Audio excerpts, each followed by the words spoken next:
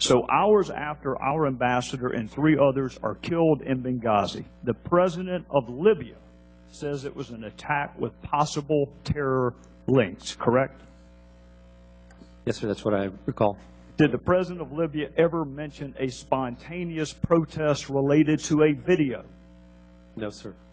When Ambassador Stevens talked to you, perhaps minutes before he died, as a dying declaration, what precisely did he say to you? He said, Greg, we're under attack.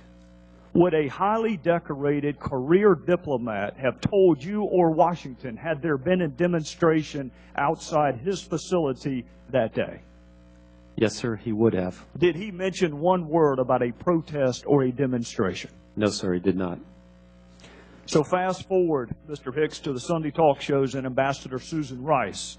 She blamed this attack on the video. In fact, she did it 5 different times. What was your reaction to that? I was stunned. My jaw dropped. And I was embarrassed.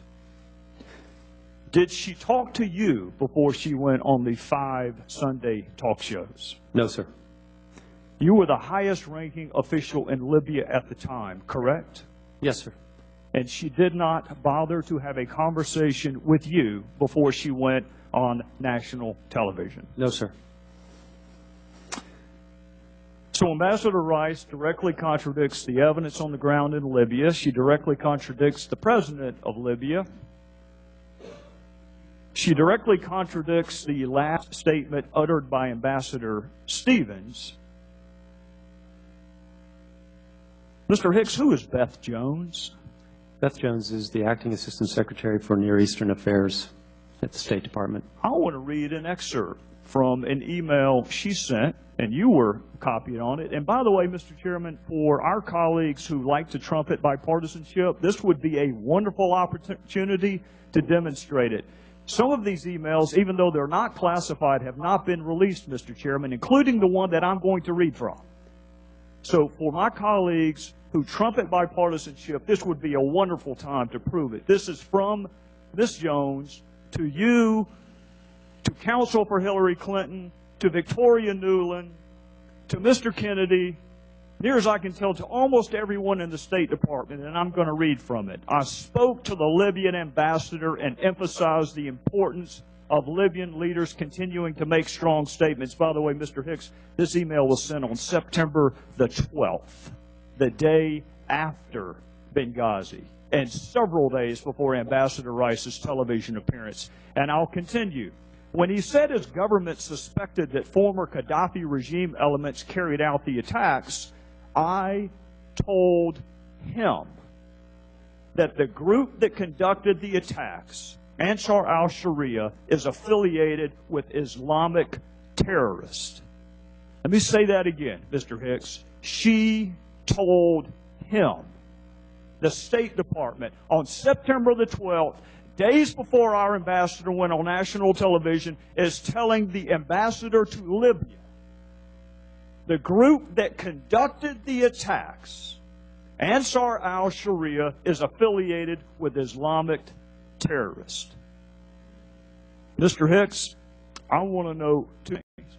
Number one, why in the world would Susan Rice go on 5 Sunday talk shows and perpetuate a demonstrably false narrative? And secondarily, what impact did it have on the ground in Benghazi, the fact that she contradicted the president of Libya? As to the first question, I cannot provide an answer, but perhaps you should ask Ambassador Wright. I would love the opportunity to do just that. As to the second question,